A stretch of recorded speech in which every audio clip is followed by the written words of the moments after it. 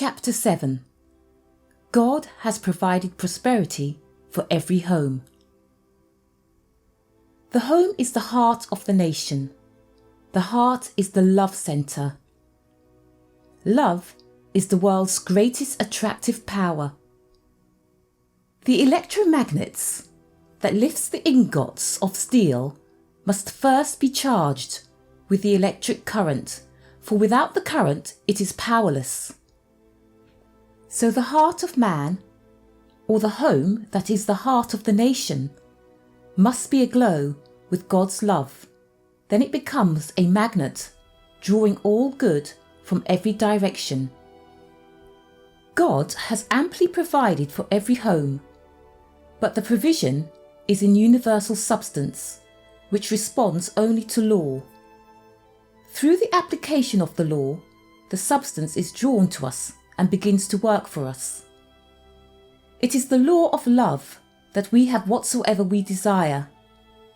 As a father gives his children gifts, so the Lord gives to us, because of love. When we desire a right, we put our thoughts into the supermind realm. We contact God-mind, and from it draw the invisible substance that is manifest in temporal things. The substance thus becomes a part of our mind and through our affairs. We draw spiritual substance to ourselves just as the magnet draws the iron. When we think about the love of God drawing to us the substance necessary for support and supply, that substance begins to accumulate all around us, and as we abide in the consciousness of it, it begins to manifest itself in all our affairs. Perfect love casteth out fear. Fear is a great breeder of poverty, for it breaks down positive thoughts. Negative thoughts bring negative conditions in their train. The first thing to do in making a demonstration of prosperity in the home is to discard all negative thoughts and words. Build up a positive thought atmosphere in the home, an atmosphere that is free from fear and filled with love. Do not allow any words of poverty or lack to limit the attractive power of love in the home. Select carefully only those words that charge the home atmosphere with the idea of plenty, for like attracts like in the unseen as well as the seen. Never make an assertion in the home, no matter how true it may look on the surface, that you would not want to see persist in the home. By talking poverty and lack, you are making a comfortable place for these unwelcome guests by your fireside, and they will want to stay. Rather, fill the home with thoughts and words of plenty, of love, and of God's substance.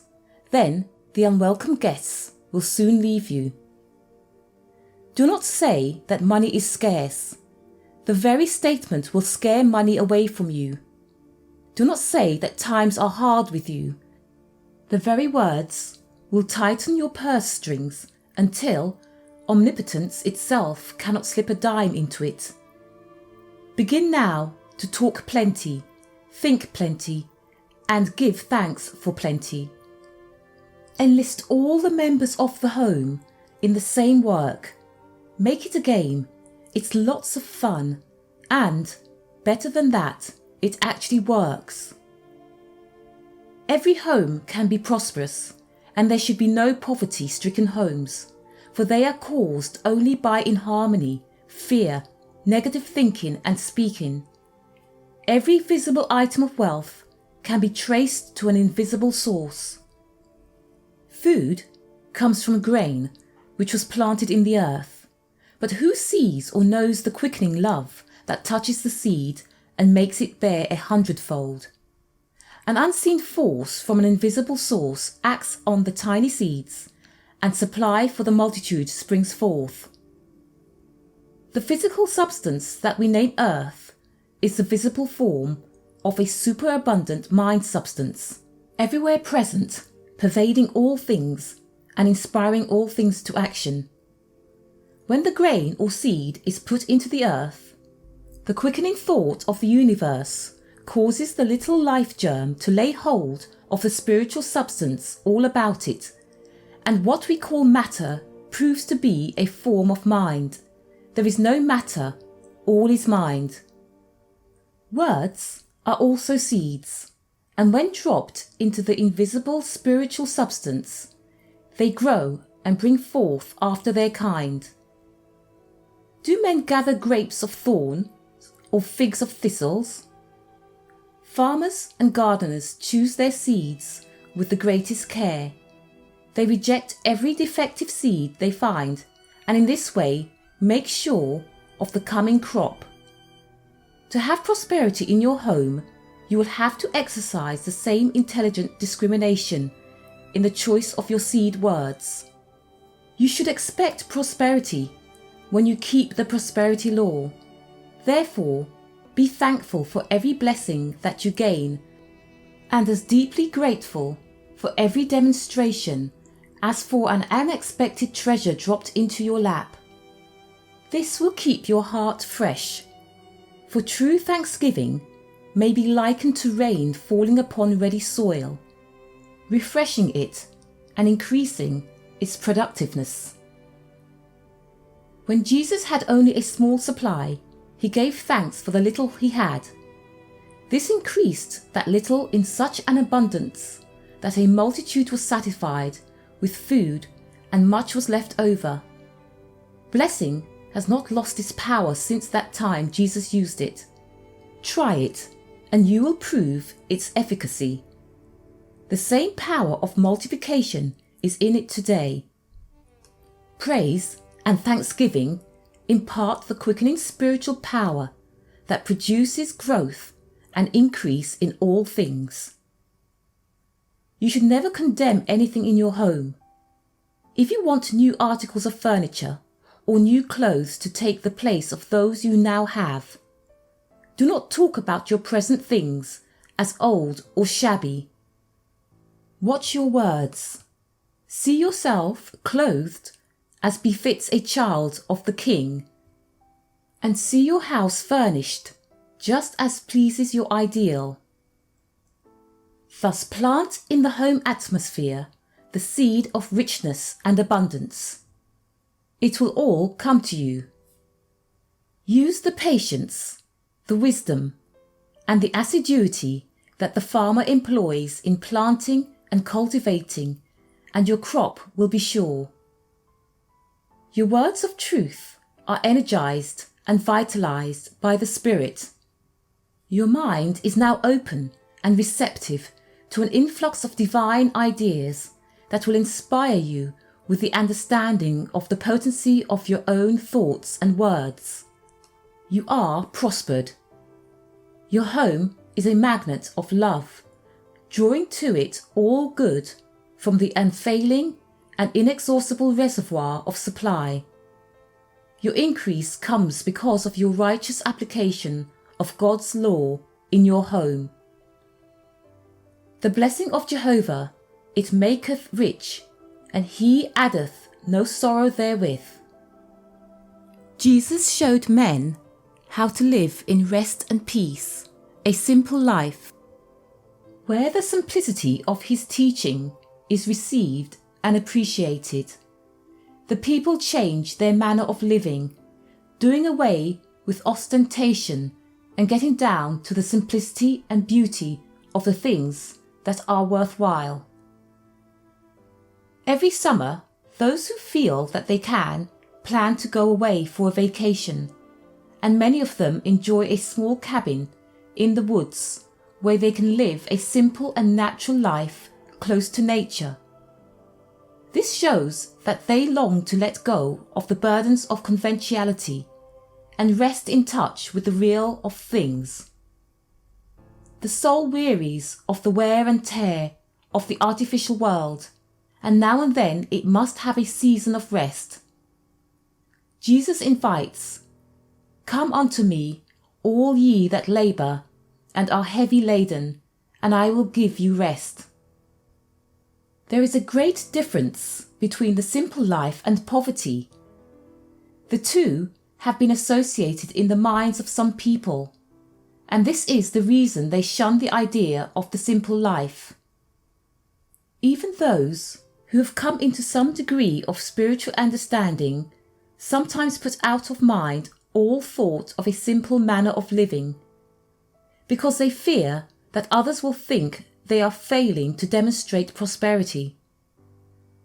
In such cases, those who judge should remember to judge not according to appearance, and those who are judged should be satisfied with the praise of God rather than the praises of men. All those who base their prosperity on possessions alone have a purely material prosperity which, though it may seem great for a time, will vanish, because it is founded on the changing of the external and has no root within the consciousness. There is a great similarity in the homes of nearly all people who have about the same sized incomes. Each one unconsciously follows suggestions and furnishes his home with the same sort of things as his neighbours. Here and there are exceptions. Someone is expressing his or her individuality, overcoming mass suggestion and buying the kind of furniture he really wants or that is really comfortable and useful. This free, independent spirit has much in its favour in making a prosperity demonstration. The delusion that is necessary to be just like other people, or to have as much as other people have, causes a spirit of anxiety that hinders the exercise of faith in demonstration. The simple life does not imply poverty, and it is not ascetic. It is different from the austere as it is from wanton luxury. It is the natural, free, childlike mode of living, and one never really knows what true prosperity is until one comes into this simplicity and independence of spirit. The simple life is a state of consciousness. It is peace, contentment, and satisfaction in the joy of living and loving, and it is attained through thinking about God and worshipping Him in spirit and in truth. You want to learn how to demonstrate prosperity in your home by the righteous exercise of powers and faculties that God has given you. Realize in the very beginning that you do have these powers and faculties. You are in possession of everything necessary for the demonstration of prosperity, and can undertake it with the utmost confidence and faith. You can draw on the omnipresent substance throughout all eternity, yet it will never grow less, for it consists of ideas. Through thinking, you take some of these ideas into your mind, and they begin to become manifest in your affairs. Love is one of the ideas that provide a key to the infinite storehouse of abundance. It opens up generosity in us. It opens up generosity in others when we begin to love and bless them. Will it also open up a spirit of generosity in God? It certainly will and does. If you consciously love and bless God, you will soon find that things are coming your way. It will surprise you that just thinking about God will draw to you the things you want and expect, and bring many other blessings that you had not even thought about. Thousands of persons have proved this law to their entire satisfaction, and we have many records that illustrate how people have demonstrated abundance in the very face of apparent lack, simply by thinking about the love of God and thanking Him for what they have. This law will demonstrate itself for you or for anyone who applies it faithfully, for love never faileth. Men in business and industry have demonstrated great amounts of money through love. They did not love God, but the love of money attracted the money to them.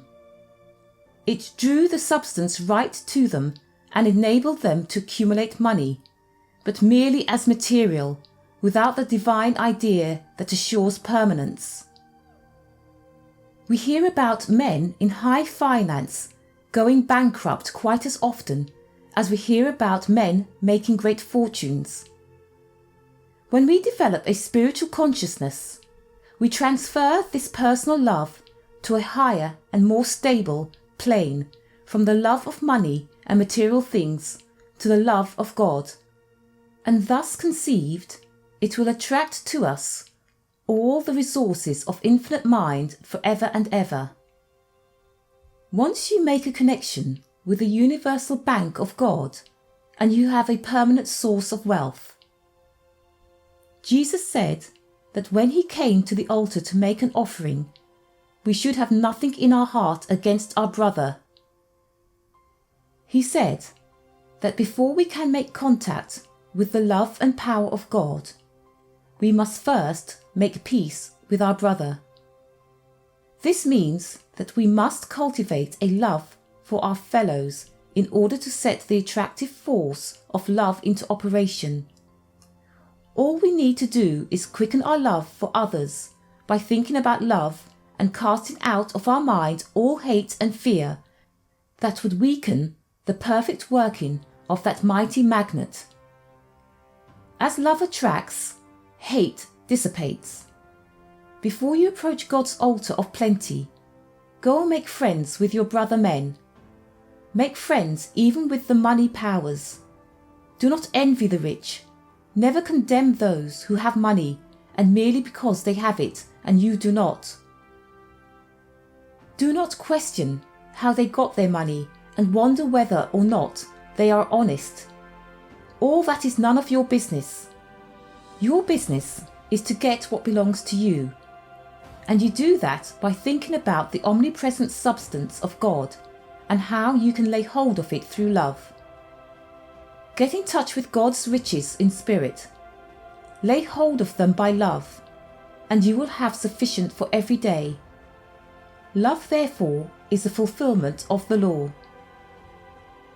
The eternal law of spirit goes right on operating, regardless of what you might think, say, or do.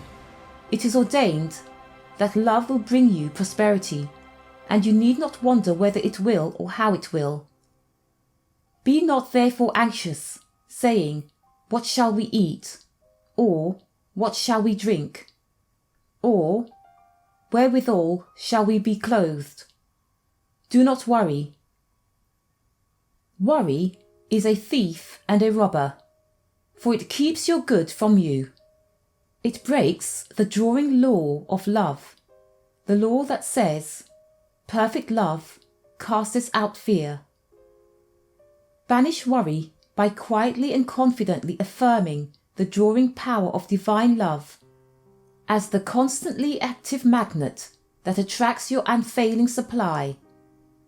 A good affirmation to root worry out is one like this: Divine love bountifully supplies and increases substance to meet my every need. Nearly all books or articles that deal with success or prosperity stress the well-known virtues of honesty, industry, system and order, faithfulness, and hard work. These make an excellent foundation and can be developed. Anyone with determination and will can overcome habits of laziness, carelessness, and weakness. The use of the will is very important in the demonstration of prosperity. If there is disorder or lack of system in your home, overcome it. Affirm, "I will to be orderly. I will be orderly. I will be systematic in all my work and affairs. I am systematic. I am orderly. I am efficient." It takes the use of the will to be persistent, and we must be persistent in making demonstrations. Spasmodic efforts count for little, and many people give up too easily. If things don't come out just right the first time, they try. They say the law is wrong and make no further effort. Anything so much worthwhile as prosperity in the home, and especially a permanent and unfailing supply that continues to meet the daily needs year after year, is worth any effort that we can make. Then be patient, but be persistent. Declare, I am not discouraged. I am persistent. I go forward. When success fails to crown our very first efforts, we become discouraged and quit. Then we try to console ourselves with the old thought that it is God's will for us to be poor. Poverty is not God's will, but man lays it to the charge of God to excuse his own feeling of inadequacy and defeat. God's will is health, happiness and prosperity for every man, and to have all that is good and beautiful in the home is to express God's will for us. God's will is not expressed in a hovel, nor in any home where discord, lack, and unhappiness are entertained. Even a human guest would not stay long in such a home. To have a prosperous home, prepare it as the abiding place of God, who gives prosperity to all his children and adds no sorrow therewith. Determine to know God's will and do it. Affirm, I am determined to achieve success through doing God's will. That sums up the whole law. God is more willing to give than we are to receive. What we need to do is to determine what is his will, what he is trying to give, and open ourselves to receive his bounty. We do that by willing to do his will. You can be and have anything that you will to be and to have. Will to be healthy, will to be happy, will to be prosperous. There are many persons who will to be prosperous and who have made up their minds, as they think, very determinedly. But they have not overcome all doubts, and when their demonstration is delayed, as it is in such cases, the doubt increases until they lose faith altogether. What they need is more persistence and determination.